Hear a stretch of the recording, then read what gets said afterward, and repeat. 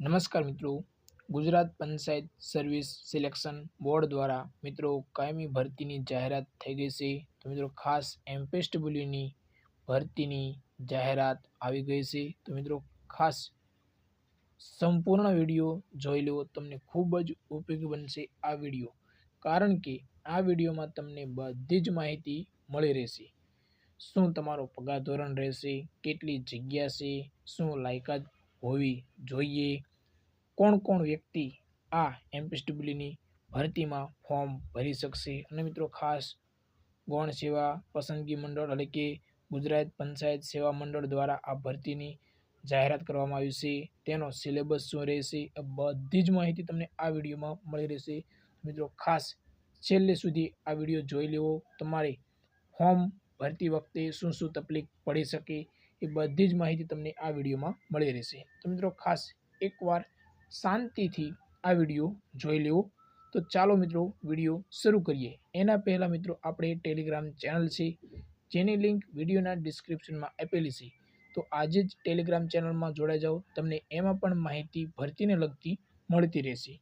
તો ખાસ મિત્રો ટેલિગ્રામ ચેનલમાં પણ જોડાઈ જવું. તો ચાલો મિત્રો શરૂ કરીએ. તો સૌ પ્રથમ મિત્રો જણાવીએ તો મિત્રો Gujarat panchayat service selection board દ્વારા આ એમપીએસડબ્લ્યુની ભરતી એટલે કે એમપીએસડબ્લ્યુ એટલે કે મિત્રો પુરુષ માત્ર આમાં ફોર્મ ભરી શકશે. જાહેરાત ક્રમાંક મિત્રો 12/2025-26ની આ જાહેરાત છે. અને મિત્રો ખાસ આ જે ભરતી બહાર પાડવામાં આવી છે એમપીએસડબ્લ્યુમાં, એમાં મિત્રો ફક્ત દિવ્યાંગ ઉમેદવાર જ આમાં ફોર્મ ભરી શકે છે. તો મિત્રો ખાસ જે પણ વિદ્યાર્થી મિત્રો દિવ્યાંગ છે તેમના માટે આ સુવર્ણ તક કહેવાય. તો ચાલો આગળ વધીએ. હવે મિત્રો ઘણા ખરા વિદ્યાર્થી મિત્રોને પ્રશ્ન થશે કે આ ફોર્મ કઈ વેબસાઇટ ઉપર ભરવાના. તો મિત્રો ખાસ ઓજસની વેબસાઇટ ઉપર આ ફોર્મ તમારે ભરવાના થશે. ખાસ મિત્રો ઓજસની વેબસાઇટ ઉપર અથવા તો મારું ગુજરાત કરીને પણ તમે ફોર્મ ભરી શકો છો. તો હવે તમારે મિત્રો એ પણ પ્રશ્ન થાય કે આ ફોર્મ તમારા ઓનલાઈન ક્યારે શરૂ થવાના છે. તો મિત્રો એ પણ જણાવી દઈએ કે ઓજસની વેબસાઇટ ઉપર આ ફોર્મ ભરાશે અને ફક્ત દિવ્યાંગ ઉમેદવાર, પુરુષ ઉમેદવાર જ આ એમપીએસડબ્લ્યુની ભરતીમાં ભાગ લઈ શકશે. તો મિત્રો ખાસ તમને તારીખ જણાવી દઈએ કે ઓનલાઈન ફોર્મ તમારા 15/4/2025થી શરૂ થવાના છે. ખાસ મિત્રો 15/4/2025થી બપોરના 15 એટલે કે મિત્રો 3 વાગ્યે તમારા આ ફોર્મ શરૂ થઈ જશે મિત્રો. અને ક્યાં સુધી ફોર્મ ભરવાના છે? તો મિત્રો 1 મહિનો તમને સમય આપવામાં આવેલો છે, એટલે કે 15/5/2025 સુધી તમારા ઓનલાઈન ફોર્મ શરૂ રહેશે. તો મિત્રો ખાસ ખૂબ જ સારી ભરતી કહેવાય. જે પણ વિદ્યાર્થી મિત્રો દિવ્યાંગ છે તેમના માટે મિત્રો આ સુવર્ણ તક કહેવાય. 15 KB તમારો ફોટો હોવો જોઈએ મિત્રો. ખાસ આ નોંધવા જેવી બાબત છે મિત્રો. ઘણા ખરા વિદ્યાર્થી મિત્રોને પછી ફોર્મ રિજેક્ટ થાય એના પહેલાં મિત્રો આ એકવાર સંપૂર્ણ વિડીયો જોઈ લો કે તમારો ફોટો રહ્યો એ 15 KBનો એટલે કે સાઇઝ હોવી જોઈએ. સિગ્નેચર જે પણ 15 KBની સાઇઝ હોવી જોઈએ. અને મિત્રો આ બંને જેપીજી, ખાસ મિત્રો જેપીજી ફોર્મેટમાં હોવું જોઈએ. સ્કેન કરીને રાખવું મિત્રો, એટલે કે ખૂબ જ સારો તમારો ફોટો આવશે. હવે મિત્રો આપણે જોઈએ કે ભરવાપાત્ર જગ્યાઓની વિગત મિત્રો જોઈએ કે કેટલી કેટલી જગ્યાઓ કયા કયા જિલ્લામાં ખાલી છે. એટલે કે તમારે ફોર્મ ભરવું છે તો કયા તમારે જિલ્લામાં ફોર્મ ભરવું અથવા તો કયા જિલ્લામાં કેટલી જગ્યા છે એ બધી જ માહિતી તમને આપણે મિત્રો આ વિડીયોમાં જણાવીએ. તો મિત્રો ખાસ પહેલાં જોઈએ કે અમદાવાદમાં મિત્રો ભરવાપાત્ર કુલ જગ્યા 6 છે, અમરેલીમાં 5 છે, સૌથી વધારે મિત્રો બનાસકાંઠામાં છે 19. જે અલગ અલગ કેટેગરી મિત્રો અહીંયા આપવામાં આવેલી છે કે જોઈએ. પહેલાં આપણે સૌપ્રથમ કે જિલ્લા પંચાયત ભરવાપાત્ર કુલ જગ્યાઓની સંખ્યા, હવે દિવ્યાંગ ઉમેદવારો માટેની અનામત જગ્યાઓ જે કેટેગરી A ધરાવતા હોય, કેટેગરી B ધરાવતા હોય, કેટેગરી C ધરાવતા હોય અને કેટેગરી D અને E ધરાવતા હોય એ બંને. આ તમારી જગ્યા છે, સંખ્યા જગ્યાની, અને આ જે બધી છે એ સંખ્યા, અને આ કુલ તમારી સંખ્યા છે। તો મિત્રો બીમાં એક પણ જગ્યા આપવામાં આવેલી નથી ખાસ। તો આ બધી જ મિત્રો આ સંપૂર્ણ નોટિસ તમને જો તમારે જોઈ હોય એટલે કે લેવી હોય અથવા તો જોવી હોય તો તમારે મિત્રો આપણી ટેલિગ્રામ ચેનલમાં આ તમને નોટિસ મળી રહેશે। તો મિત્રો ખાસ કુલ જગ્યા તમારી 202 બહાર પાડવામાં આવેલી છે, જ્યારે એ કેટેગરીમાં 83 જગ્યા છે, સી કેટેગરીમાં 29 અને બીજી 90 જગ્યા છે। એટલે કે સી એટલે કે ડી અને ઈની જગ્યા જે આવશે ખાસ ડી અને ઈની જગ્યા જે 90 બહાર પાડવામાં આવેલી છે। હવે આગળ વધીએ મિત્રો, તો આપણે સૌ પ્રથમ ઘણા ખરા વિદ્યાર્થી મિત્રોને પ્રશ્ન થશે કે આમાં ફી તમારે ભરવાની થશે? તો મિત્રો ના, દિવ્યાંગ ઉમેદવારો છે તેમને ફી ભરવાની થતી નથી ખાસ મિત્રો। તમારી પરીક્ષા એટલે કે એક્ઝામ ફી ભરવાની થતી નથી। અને મિત્રો ઘણા ખરા વિદ્યાર્થી મિત્રોને પ્રશ્ન થશે કે શું આમાં લેખિત પરીક્ષાનું આયોજન કરવામાં આવશે?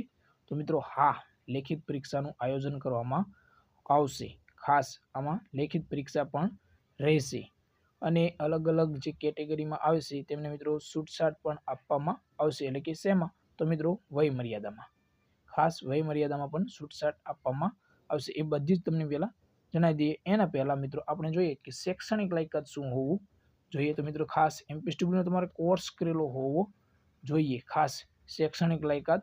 અને લાયકાતમાં તમારે એસઆઈનો અથવા તો એમપીએસડબલ્યુનો કોર્સ કરેલો હોવો જોઈએ તો મિત્રો મલ્ટીપર્પઝ હેલ્થ વર્કર મેલ એટલે કે પુરુષ। તો અહીં તમને શાનદાર સારી રીતે તમને જણાવવામાં આવેલું છે કે સેનિટરી ઇન્સ્પેક્ટર મિનિમમ 1 વર્ષનો કોર્સ કરેલો હોવો જોઈએ અથવા તો એમપીએસડબલ્યુનો પણ કોર્સ ચાલી શકે મિત્રો। તો ખાસ આ જે પણ વિદ્યાર્થી મિત્રો છે એ બધા જ ફોર્મ ભરી શકે।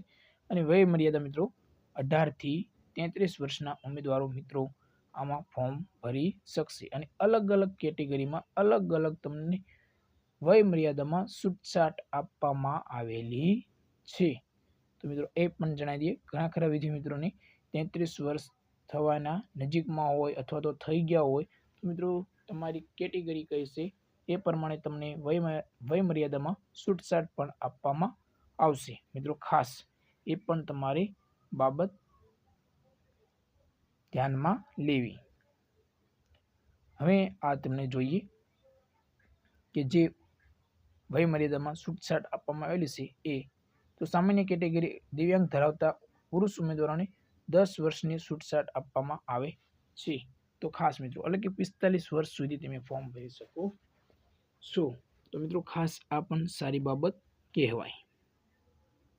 હવે તમને જણાવીએ કે કોમ્પ્યુટરનું જ્ઞાન, તો મિત્રો યસ, કોમ્પ્યુટરનું જ્ઞાન ધરાવતા હોવા જોઈએ। તમે ફરજિયાત અત્યારે થઈ ગયું છે કે કોમ્પ્યુટરનું જ્ઞાન તમે ધરાવતા હોવા જોઈએ। અને ઘણા ખરા વિદ્યાર્થી મિત્રોનો પ્રશ્ન થશે કે આ એમપીએસડબલ્યુની ભરતી બહાર પડે છે તો તમારો પગાર શું રહેશે? તો પગાર મિત્રો 5 વર્ષ માટે ફિક્સ પગાર 26,000 રહેશે ખાસ મિત્રો। 26,000 તમારો પગાર રહેશે, ફિક્સ પગાર 5 વર્ષ માટે। અને અરજી ફી માટે મિત્રો આપણે તમને જણાવી દીધું કે કોઈ જ ફી તમારી રહેશે નહીં। અને હવે ઘણા ખરા વિદ્યાર્થી મિત્રોને પ્રશ્ન થશે કે લેખિત પરીક્ષાનું જે આયોજન કરવામાં આવશે તેમાં સિલેબસ શું રહેશે? તો એ સિલેબસ પણ આપણે તમને જણાવી દઈએ કે મિત્રો જનરલ નોલેજ 20 માર્કનું તમારું રહેશે। જનરલ નોલેજમાં બધું આવી ગયું મિત્રો ખાસ ગુજરાતી લેંગ્વેજ અને ગ્રામર એટલે કે વ્યાકરણ અને જે તમારે સાહિત્ય એ બધું જ થઈને 15 માર્કનું રહેશે। જ્યારે ઇંગ્લિશ ગ્રામર અને લેંગ્વેજ 15 માર્ક અને તમારે જે એસઆઈને લગતું જે છે જે તમારો મુખ્ય વિષય છે એટલે કે એસઆઈ જે આરોગ્યને લગતું એના 50 ગુણ રહેશે। આમ મળીને તમારું 100 ગુણનું પેપર રહેશે, 100 પ્રશ્ન રહેશે અને તમને ટાઈમ મિત્રો 60 મિનિટનો આપવામાં આવશે। અને મિત્રો ખાસ માઇનસ ગુણ છે ખોટો પડશે તો તમારો માઇનસ થશે।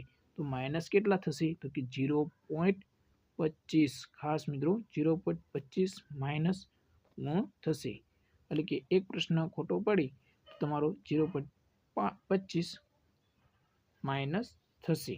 તો મિત્રો ખાસ આપણે તમને બધી જ શાનદાર સારી રીતે માહિતી બધી જ તમને આપી દીધી છે।